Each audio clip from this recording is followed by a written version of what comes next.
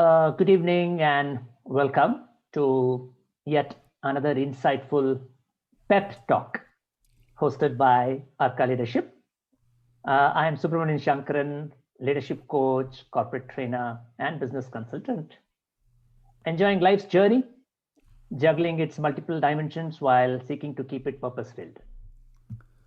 Arka Leadership is a movement by senior coaches, HR leaders, and facilitators from across the globe who are passionate about living with authenticity. The ecosystem of Arka Leadership facilitates a culture of inclusion and authentic expression for the team to grow into authentic leaders through co-learning, co-creation, and collaboration. Our values are authenticity, curiosity, respect, and compassion. Our objective is to inspire people to connect with their inner resourcefulness by sharing stories of how each one of us has an abundance of an attribute that is reflected in their presence and is their hallmark.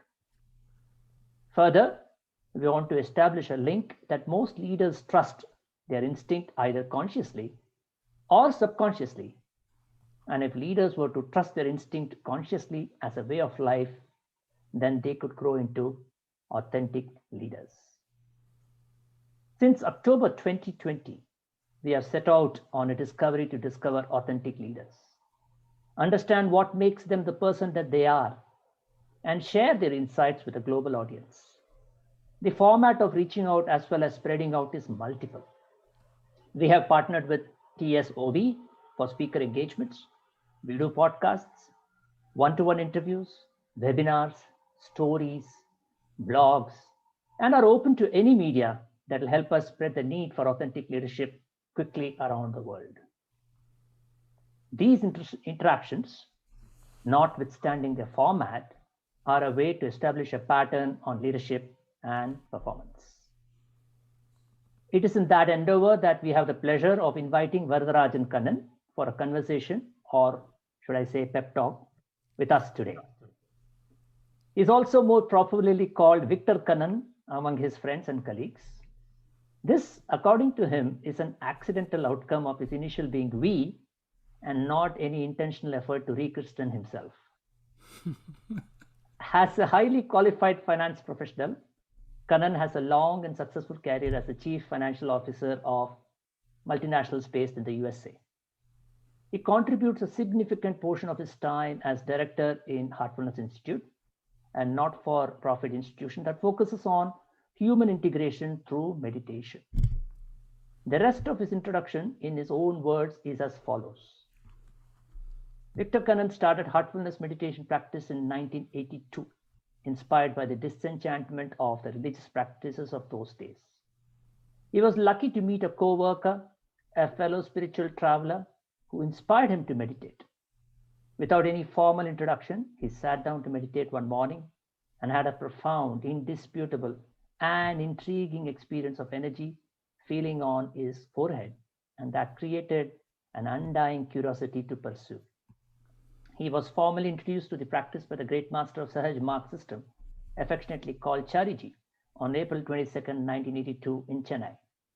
He is nurtured currently by the current master, Master Daji, since 2014, and immensely grateful for all that is and that is not. We'll ask that later. What is that?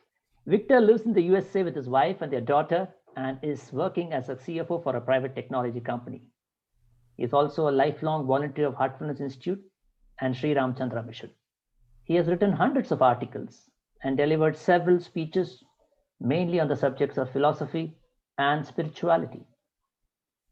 We are indeed looking forward to an heartful conversation with you, Kannan. Joining me today, sorry, yes, Kannan. No, happy to be here with you all. Yes, and joining us today in this pep talk is Ashu Khanna, the founder and CEO of Arka Leadership.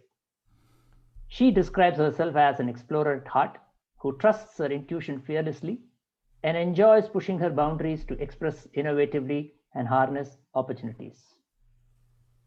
Highly perceptive and spontaneous, Ashu personifies the exuberant enjoyment of life. So welcome, Ashu. Thank you, Subbu, and welcome, Victor, to yet another episode of PEP Talks. Yes. Thank you so much. Thank you for inviting me, and extremely delighted to be with you all. Pleasure, Kannan. So let's get into our talk, Kannan. So I was just thinking, what will be your approach here? Should it be a test match, or should it be where we slowly build up the innings, or should it be a T20 format? So we will see how it evolves. So here is the first ball in your direction. Right. Okay. So authenticity, I was reading somewhere, it's a very interesting definition of authenticity, which is a simple formula. They say it requires both self-awareness and courage. So let's start off by sharing your views on these two elements that are considered the key building blocks of authenticity and your take on it. It is true. Self-awareness is also a process. If you start out as a small child, you are actually authentic. Your innocence supports your authenticity. But we cannot afford innocence as we grow older. Very well. So the self-awareness is a skill that we have to develop in order to be authentic as we grow older. Lovely. So when there is innocence, there is no fear. But as we grow older, we unfortunately develop fear. And so to overcome fear, we must be courageous. Many people say lack of fear is courage. But unfortunately, fear seems to be something built in us. It comes from within us when we are faced with circumstances and situations that are not familiar to us. And so to familiarize ourselves with the circumstance, self-awareness is key, and that builds courage, and both together maintains our authenticity as we grow. Wonderful. The very first ball is out of the park, Kannan. Yep. So you would call that fearlessly or innocent?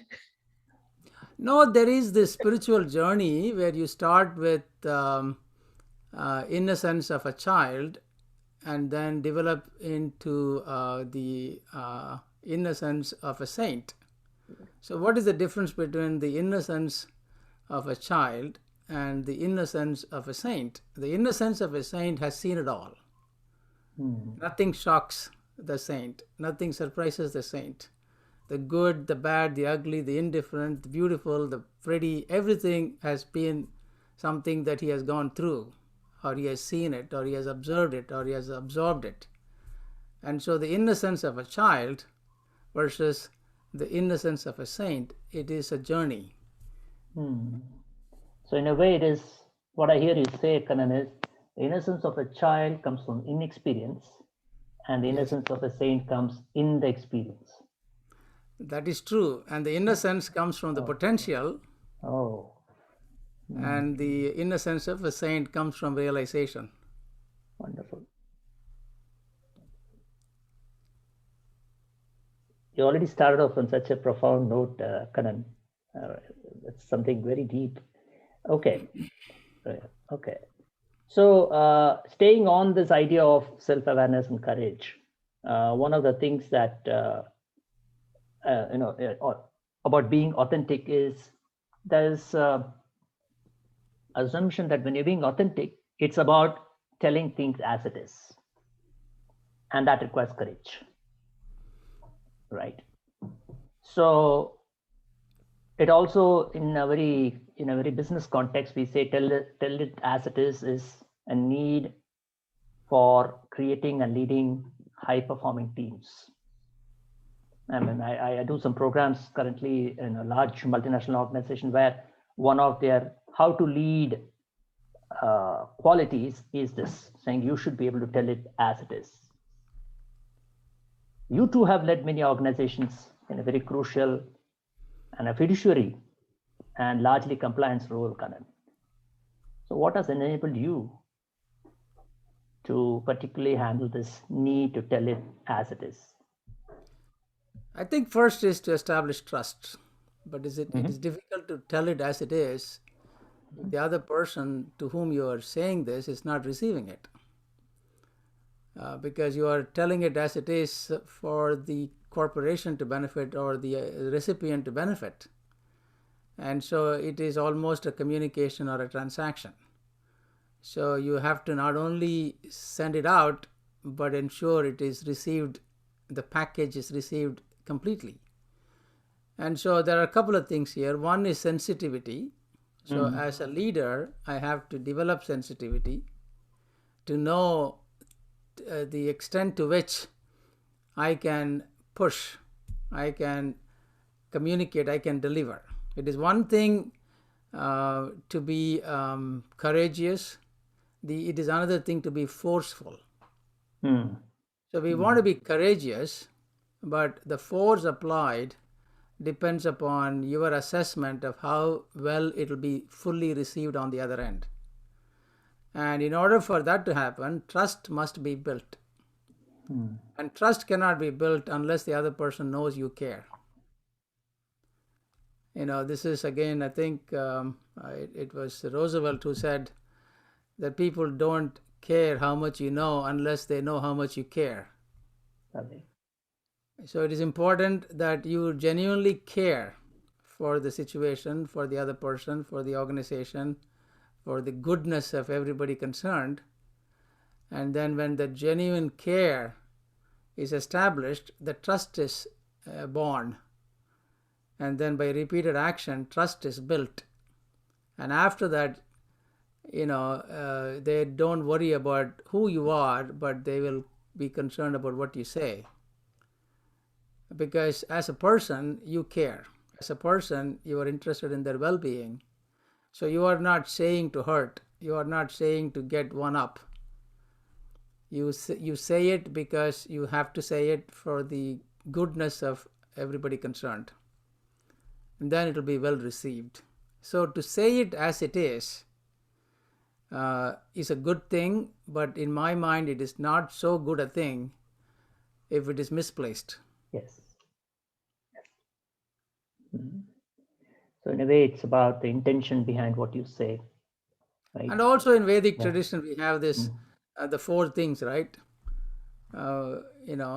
Samadana, then, Bed, then, right? Something like that. Yes. So be kind, be gentle, and be discriminative, and then be decisive. Yes. Okay. Yeah, in fact, when you say that it's about how much the other person knows you care, it's also about your self-orientation. Right? How much of what you are looking for is driven by your own motive in it versus what is in it for the other person or for the larger cause. Yeah. Okay. That's good. I have a question here. Can I ask you, Kannan? Yes, please. If you're not able to establish trust for whatever reason, you have all kinds of people, personalities, yet for the larger good, you need to say it or do it, which may appear not favorable. How have you handled such situations? How should one handle that? I mean, you have to get to that place, right? It is again a process, right? You do not want to sacrifice better ways of doing things for your final act.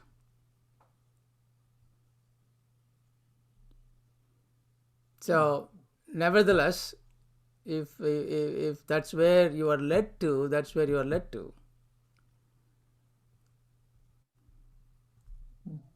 Did that answer your question?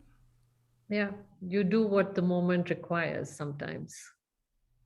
Yes. Again, when you are developing self-awareness, self-control, and self-regulation, and at the same time have developed this optimized responsibility, then you are going to be plugged into the moment and do what is needed, but not a second sooner or not a second later. But again, it is theoretical, right? As we say it, it is theoretical. But the awareness of that is what develops the capacity in us. Awareness and the practice is what develops the capacity in us to perform optimally. Yeah. Thank you. Yeah. Welcome. So you mentioned about building trust. You mentioned about developing sensitivity. How do you go about building that ability, Kannan? What enables that to happen? You have been fortunate enough to have those, you started pretty young, you got into some practices which enabled you. What about people like us? What do we do to get there? Yeah, the term sensitivity, right, has got two sides to the same, two sides. One is the emotional sensitivity. That unfortunately is not a good thing if we define that as the reactive self. Mm-hmm. So if I am emotionally sensitive, I react.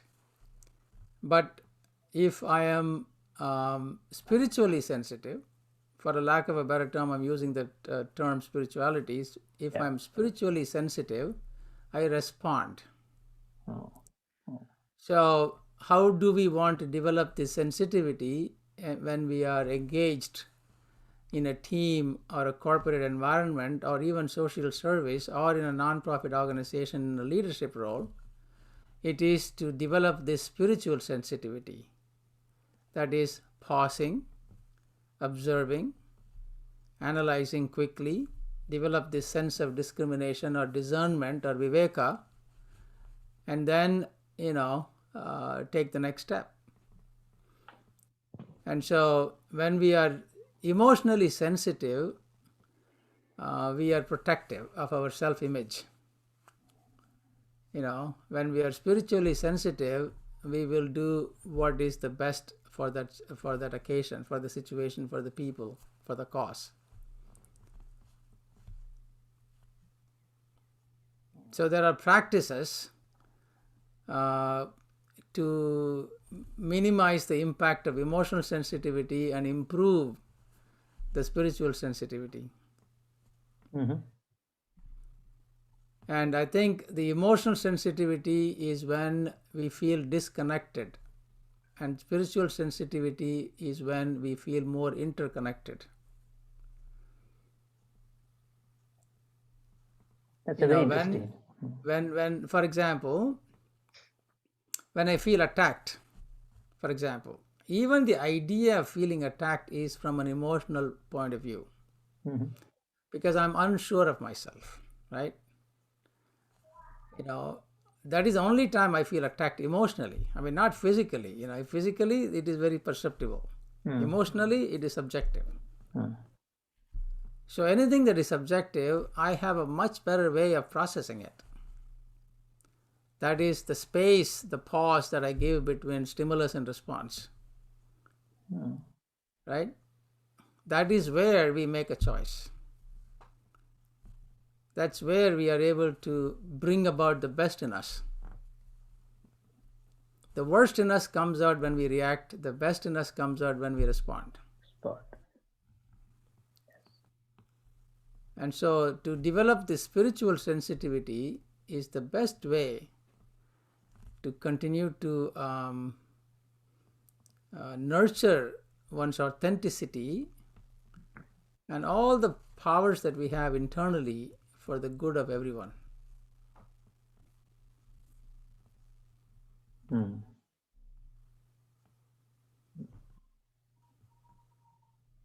Giving myself a pause before I respond. It's a very powerful point and a very something that I loved, a particular phrase from quote rather from Dr. Viktor Frankl, which you just mentioned, between stimulus and response. You're muted, Victor. Yeah, I'm hearing. I'm listening to you. Yeah. So just I was listening and enjoying what you're saying, that because it's such a powerful idea of moving from emotional sensitivity, which is reactive, to a more spiritual sensitivity, which is more responsive. Moving from what is called absence of mind to presence of mind. Yeah, very beautiful, very beautiful. So on the same lines, because you already seem to be, this has been a long-term practice for you in terms of being more responsive, more responsible, right? So how has this approach or any other approach helped you influence change and also managing adversity and conflicts in your workspace, maybe in other dimensions of your life? I consider myself as an introvert Uh-huh. for the longest time, and life forced me into leadership, right? You start out as an officer, you are in leadership, and you get promoted, and you get promoted, you get promoted. You have no choice but to be in leadership. And so I had to learn a lot of these soft skills. And of course, none of us go to school to learn these soft skills. So we are ill prepared to the ambition that the academic institutions seem to impose upon us.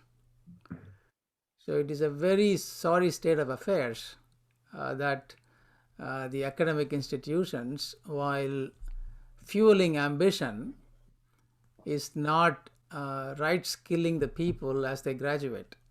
So it is something, I'm throwing it out there. If there are any leaders from the education field that would be listening to this interview, they have to quickly double up on teaching children and graduating students the soft skills they have to robustly develop, and not let it to their DNA or chance. So for me, I recognized that I need to develop a lot of my soft skills. And so I would listen to motivational speakers, read books about it. And also, of course, I have been doing the practice of meditation, which, by the way, under heartfulness has taken a much larger vista of analysis and implementation. So for me, the challenges that are going to be natural process of not only living, but also if you have taken the track of leadership, is a lot more frequent and severe and different all the time. So it is not the same challenge all the time. You are not going through the same pothole every day on your freeway that you can avoid. So there are new challenges that are coming all the time. And so again, you go back and look at the value system, because we cannot afford to we will not be able to anticipate the challenges, and we cannot afford to standardize the challenges, right? So the only thing that we can do is to see, okay, what are the core things that I can develop in myself, and that would help me go through these challenges. And I have fumbled, I have reacted, but one good thing that I have always tried to do is to introspect on it. You come back and you introspect, and there is this conviction that was learned, I would say, a long time ago, that we have no control over others, right? We have zero control over others. And sometimes we don't even have control over ourselves. True. And so where do we begin if I want to self-regulate my behavior? It's myself. True. So every time I was faced with a challenge, it is a challenge because I was not able to deal with it, right? That's when it is a challenge. If I was able to deal with it, I'm on to the next one. But nevertheless, we will be facing a challenge. And so I would come back, introspect, visualize how to deal with the same challenge if it were to happen again, or a similar challenge. And it is very critical. It is very critical. And sometimes I have been so frustrated with my inability to quickly overcome some of the recurring issues that would have slight variation on a daily basis. And so some challenges would take a long time to overcome, some challenges are easier to overcome. But what is the process by which you equip yourself, right? So that you can face those challenges. You are not avoiding those challenges, you are facing those challenges. And to do that, I think the key to the whole thing is become self-aware, self-observant, introspect, and visualize, and then reset and re-engage.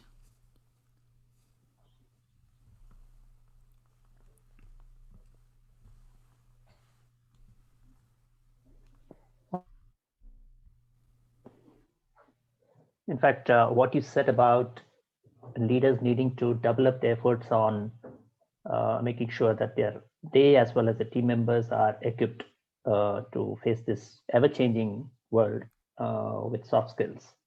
It's apparent to us as coaches, as facilitators doing corporate training, that there is a very visible demand for us to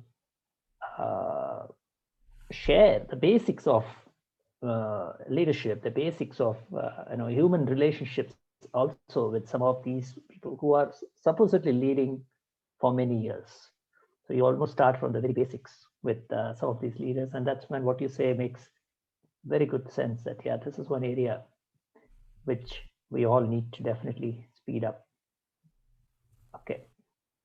So as you said, one of the things that you mentioned is that there are times when you catch yourself being reactive also, even so similarly, what do you do when you catch yourself sometimes not being authentic? What happens in those moments? What do you do? No, I think even reaction is being authentic. It is not the authentic self that the authentic self requires further advancement, right? So they're being reactive. I mean, if you are using the spiritual term self, that's pure self, that's the self that we have to become, right? That's a different story. But if you are mentioning your authentic self is being, you are not pretending to be someone else other than you are as of now. So if you are yourself, right, and you also have the aspiration to grow to that eventual self, or the big self, or the the spiritual self, so you are aware that you have to go from here to there. So you are on an authentic journey of self-improvement towards self-development, towards self-realization. So that is your authentic journey of transforming yourself. But at any point in time, you are your authentic self as you are. You don't pretend to be other than who you are. And that would get the best of yourself sometime. That could get the worst of yourself sometime. So the key to the whole thing is to put that instant of time on a journey of time. Wonderful. And so if I am reacting to a challenged situation, that's my authentic self. Okay. And now I come back home, am I happy with that behavior? I am not. Why am I not happy with that behavior? Because you are on an authentic journey of self-transformation. And that's what draws the powers of introspection, visualization from within you. If I was not on an authentic journey, then I wouldn't even react. I would pretend to be calm, but I'll be furious inside. Right? I mean, I have not seen much of a difference between a savvy politician and a self-realized saint in terms of their expression of self-control. I mean, have you watched the politician getting insulted by somebody, and at times, they will react, at times they will deflect, right? I mean, I have seen them all in such a poise, and they are very good communicators. They are good, they are very sensitive to what the crowd is feeling, right? Politician. And so the authentic self in an instant in time could be reactive. Okay. And the key to the whole thing is that, are you on an authentic journey of seeking your real self or self-transformation? And then we will be improving, or we will be developing ourselves. We will be on a journey, because you cannot be an authentic self without fully grasping that you are on a life's journey.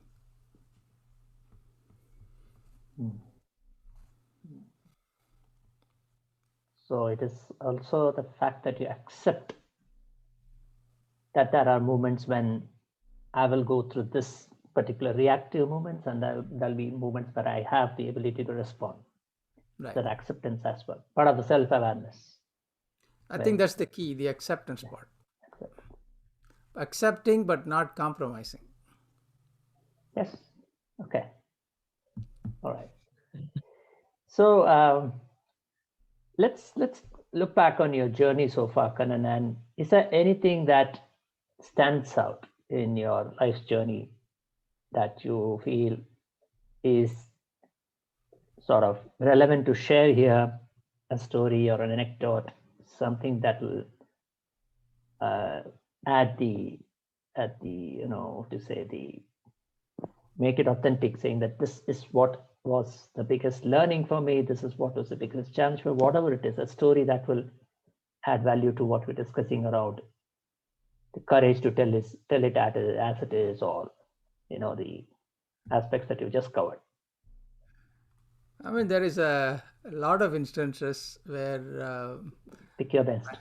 I had told my bosses a thing or two, right? So it's easier to tell a subordinate something you felt like, or even your peers, but tell a few of your bosses throughout your life some things that you felt egregious, right? So I mean, very early on, very early on, I was with a bank as a trainee, and after 2 years of training, I was posted abroad.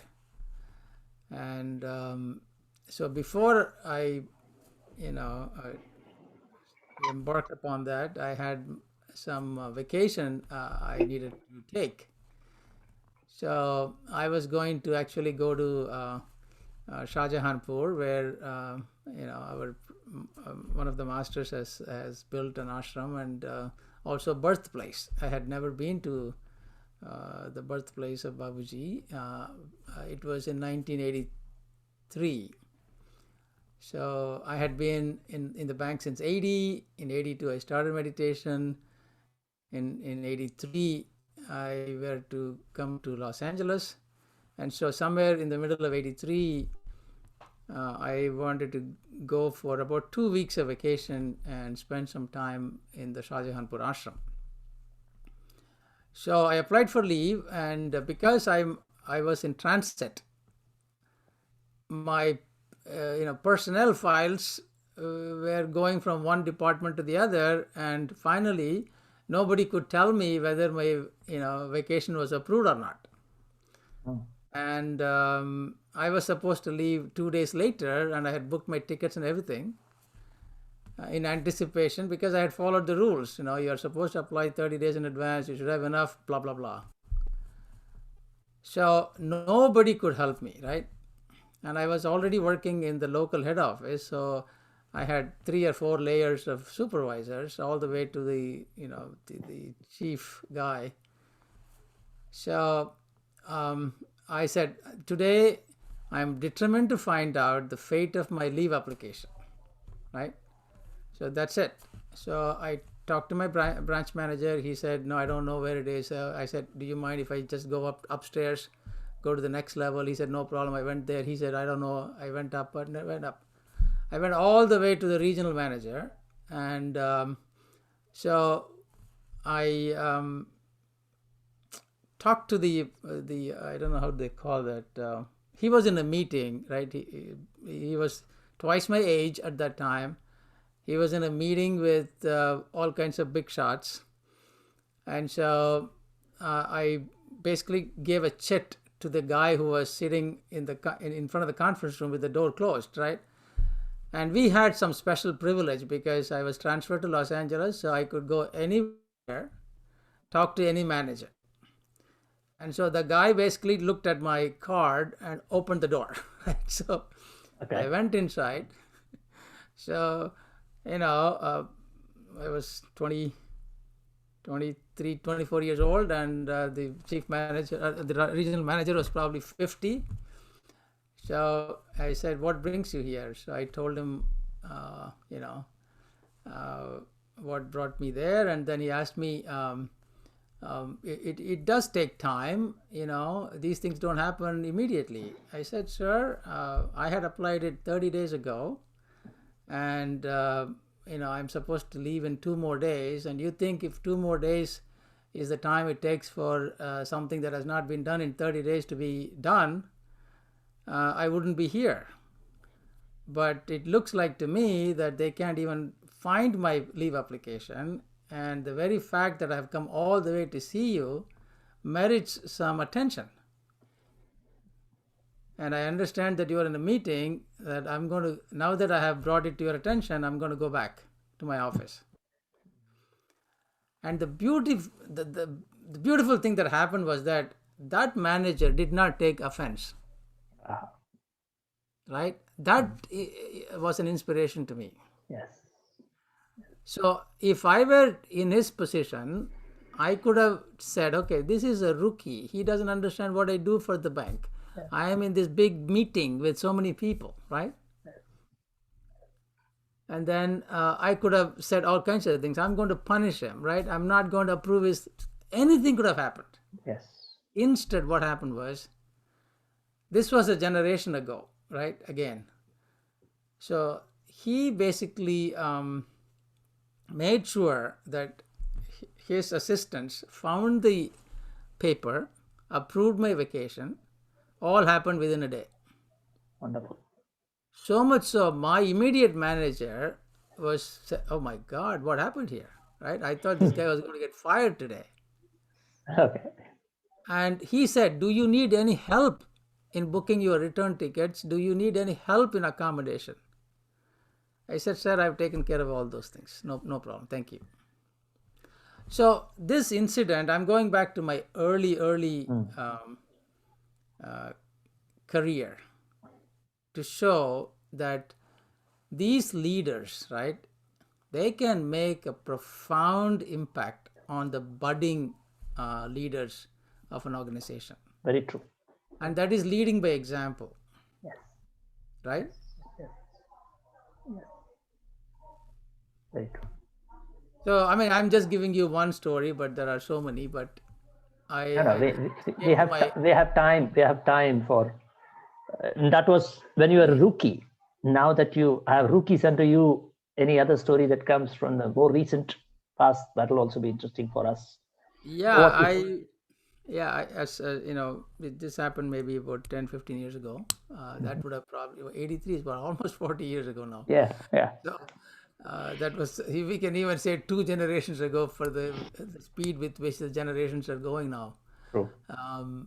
So about 10, 15 years ago, I worked in a company, and we transformed the company, went through, this is an IT space, fast moving, a lot of changes, and we were pretty good in terms of change management and adopting new technologies and improving productivity and having exponential growth and contraction and growth again. So the cycles of IT companies. And so my boss, actually in one of the meetings, he said that, hey, Victor, just because you're helping people, don't expect them to return the favor to you. Hmm. To me, that's $1 million learning, right? Because what happens is that when we are embarking upon an authentic journey of being authentic self and also developing your capacity, developing your abilities to be who you are, and in the process you are going to touch people's lives, and naturally they are going to get helped by you, right? Yeah. um, and so I mean, that was a pretty good statement for my age at that time. I was probably 45 now. So, and the reason I'm saying that to be a good learning for me is that expectation, like desire, is not a good thing. Hmm. Of course, parenting is different. If you are a parent, you want to have a level of expectation on your children. Mm-hmm. Again, I'm being very careful in articulating that, Yeah. because that is a little bit of a stretchable goal, right? You don't want to set a goal that you can easily achieve. You want to stretch your goal. Similarly, the parental communication with children is to have a level of expectation that the children can reach out to so that they can extend themselves. But expectations in terms of our peer-to-peer relationships, right? They have to be based upon communication and role modeling. Mm-hmm. Not because I helped you, or just because I saved you, not like that kind of expectation. And so it was a good learning for me that just because we help others in our corporate careers, we should not subconsciously develop an expectation that they are going to be on your team. Mm-hmm. I mean, trusting others is different from others trusting you. Yes. And at the same time, helping others and then developing a reciprocal expectation is not a good thing. So that's, again, another, I would say, a good learning for me. Yes. True. A lot of these kind of interesting takeaways for us, Kannan, so far. Now, and I'm looking at how can we have more Kannans in this world? Authentic, very conscious about the fact that we are on a journey. There are no full stop in this journey. How do we keep this authenticity journey going? How do we touch lives of people, being aware of the difference between emotional sensitivity and spiritual sensitivity, focusing on the transformational aspect of leadership? What does it take to develop this kind of authenticity among a larger populace in the leadership world? Kannan. I think it all starts with the self, right? Mm-hmm. I mean, people are looking for happiness without investing in what makes them happy. Mm-hmm. Okay. And so, when Ashu was talking, she used the term restlessness. In fact, even before she used it, I wrote it down. Okay. Because restlessness is a fundamental quality of life. Restfulness comes as what should I say?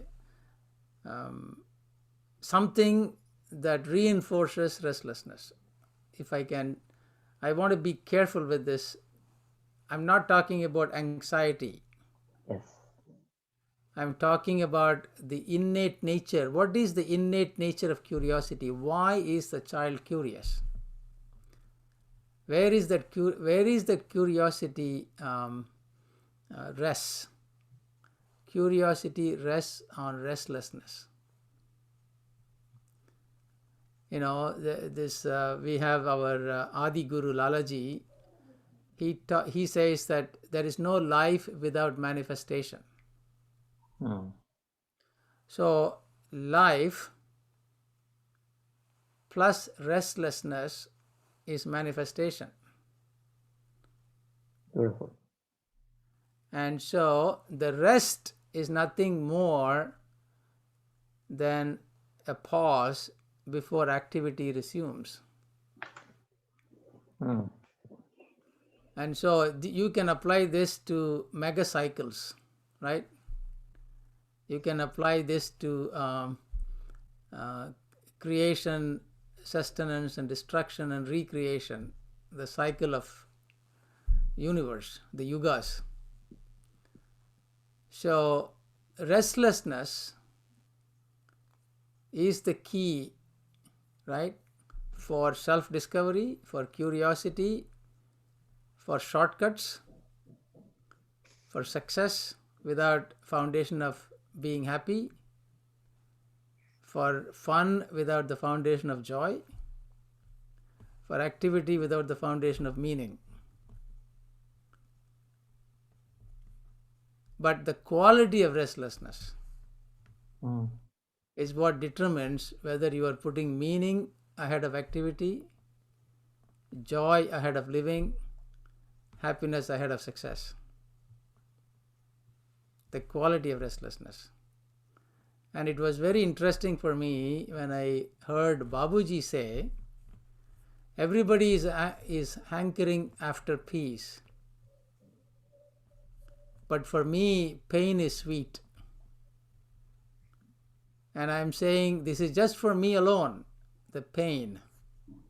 You guys can go after peace. But for me, the pain of separation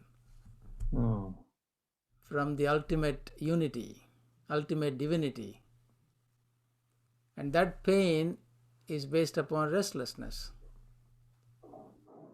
And the restlessness is that restlessness comes out of a recognition that this small self has the potential to become one with the big self, or the divine self, or the spiritual self, or that ultimate authentic self. Beautiful. Beautiful. So restlessness is the foundation of life. The only time you are restful is when you are dead. Victor, you've given me the most amazing cue into telling my husband why I am the way I am. So thank you for that, Ashu. Now I have one more enemy.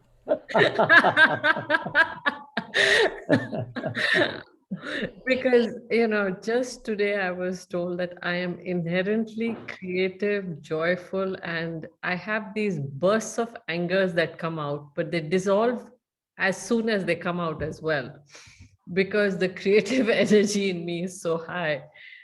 And I've always been challenged with how to put that across. So you've given me a lot of language into it today. So as a parent, if we are looking at our children's restlessness, we need to channel them towards a better quality of restlessness. Yeah. Right? Yeah. That's like saying that even our thinking, because the way we are wired to think. Question is, can I regulate my thinking? Yes. Right. So it's now that idea of restlessness is giving it even more credence to this idea that, hey, can I regulate myself? That means I'm harnessing that restlessness in more meaningful ways. Right. Correct. Beautiful. In fact, the primordial, stir is also nothing but that restlessness, right? The universal restlessness. So what are we talking about at a very small human level? Wonderful. Wonderful. So in your journey so far, you have come across people who, for you, are that kind of a role model of being authentic, being people who you look up and say, that's the kind of person that I want to be. I heard you talk about your gurus, your masters. You want to talk about people like that or any other role models who you feel are those symbols of what leaders should or can be?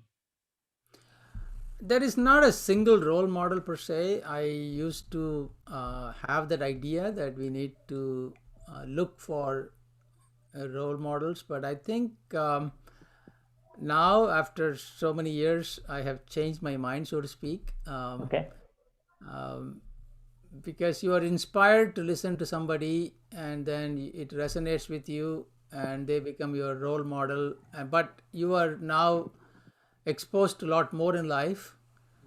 And so I think the key to this idea of role model is your aspiration to be inspired on a regular basis towards the goal that you are pursuing. Yes. And so I have multiple role models, right? I mean, I look upon Gandhi, for example, right? He was a smart man who used public square non-violently to promote public welfare, right? Mother Teresa, she was courageous enough to embrace the poor and see, God in their smiles. Martin Luther King, right? I mean, he adopted non-violence, but the public square and the courage to march along to continue to protest non-violently for equality of, the African Americans in the U.S. The dream speech. I hear Martin Luther King's dream speech, for it is poetry, for it is imagination, for it is a vision, for it is inspiration. It's 18-minute speech, right? Swami Vivekananda, for example, his first speech, calling everybody brothers and sisters of America, right? I mean, such a universal embrace in one shot. And so I have many, many role models for some of those inspirations have gone deep within me, right? And I also listen to this Doris Day song, K Sara Sara. Yes, I don't yes. know, every now and again I get into a place where, I can't really see the way forward. I just listen to that song, and, The acceptance it aspect, gives yeah. me a pause, right? Yeah. So, the idea of role model and the role models have kind of changed for me. So I take a different view that what helps me learn, what gives me new perspective, right? And then I kind of incorporate that into my own learning. Excellent. So, just keeping close watch on the clock as well. If we were to sort of look back on this particular journey that you've taken with you, are there any, how would you sum it up for the audience, saying that what will be three or four things that you would say in your transformational journey, in your quest to become more authentic than what you are? What is it that you will recommend that people do? I mean, growing daily is a very important thing. We must grow every day. And we must know that we are growing every day. Beautiful. It doesn't really matter how old we are, but the dynamism of life is in wanting to grow every day, recognizing that we have grown today, however, whatever it may be. And I think that's pretty critical, growing every day. The second thing is first things first. Stephen Covey's one of the habits. Sure. And the first things first keeps changing based upon where you are and what you're dealing with and what you have been dealt with. And so what does it mean to implement first things first is again a dynamic formula. What was first yesterday need not be first today. So you are programming yourself, or you are subliminally learning the skill that I now have the ability to know what is important for the time and for the situation. And the third thing is, don't sweat the small things, but be attentive. It is the second part of the sentence which is more important. Many people say don't sweat the small thing, but you are going to sweat it if you don't pay attention, if you stop paying attention to it. So paying attention to small things is extremely important. But again, if you implement the first things first on top of paying attention to small things, you won't sweat it if it is not first on the list. So I would say these are the 3 tips if you're looking for the beauty of Sri in implementing easily, right? So grow daily, first things first, and don't sweat the small things, but be attentive.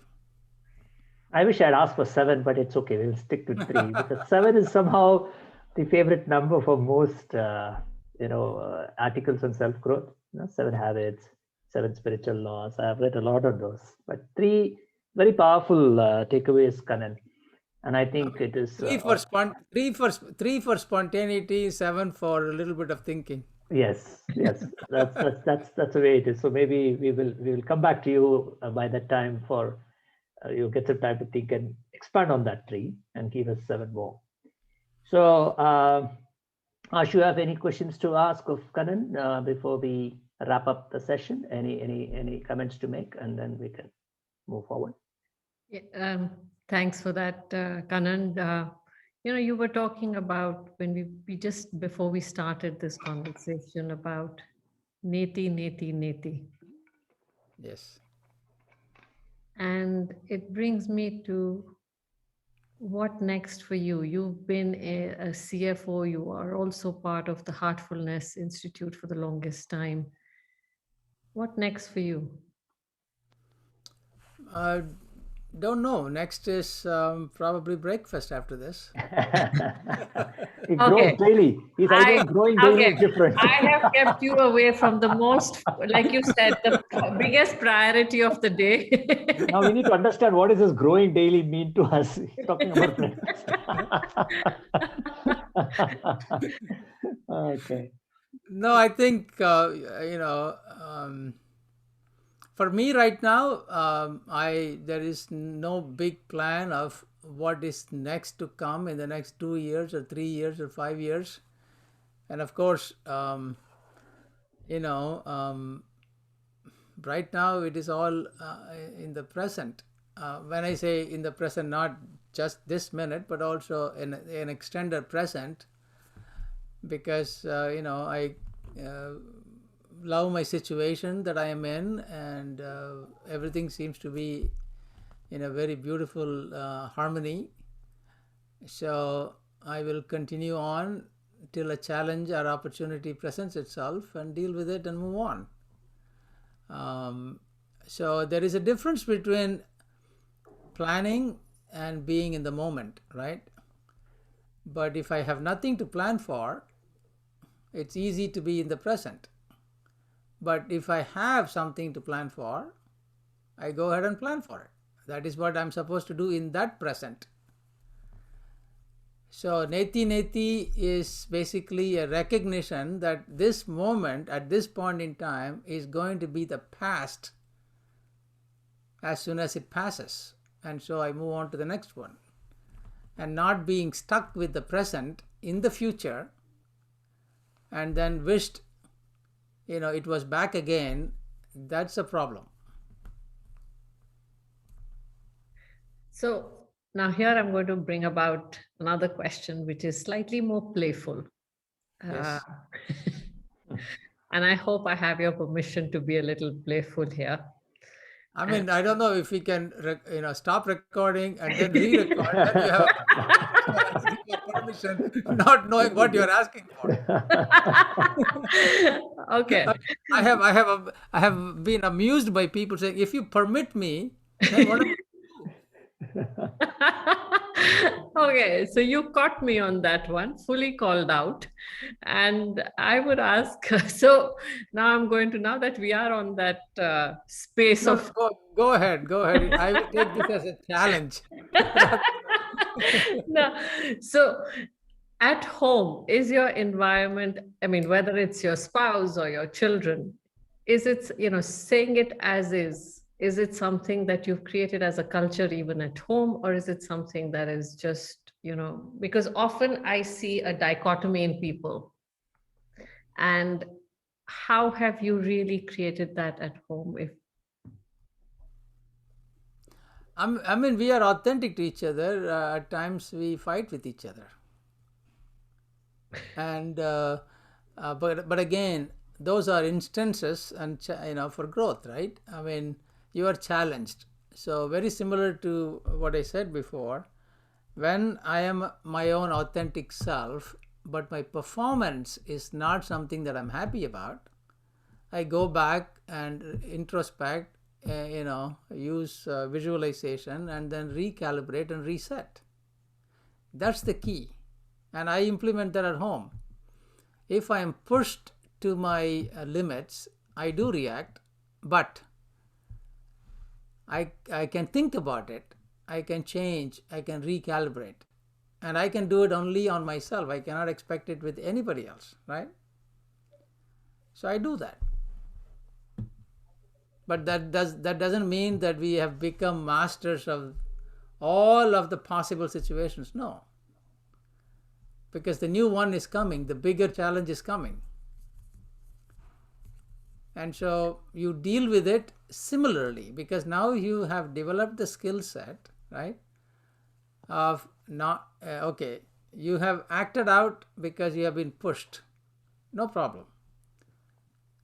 You come back, introspect, do visualization as to how you can be better the next time. And in fact, I researched and learned that you have to perhaps manage the triggers, right, that create those situations. It could be anything, right? So you begin to prevent some of those situations from happening in the future. Yeah, it's studying those patterns and understanding what are the triggers that keep coming back. Yep. I mean, Subbu, you can find an article on changing the pattern that I've written and blah, blah, blah. So,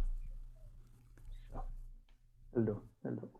Basically, what I hear you saying is that it's not about responding to the stimuli, it's watching for the stimuli in the first place before you even choose to respond. The triggers. The triggers. Yeah.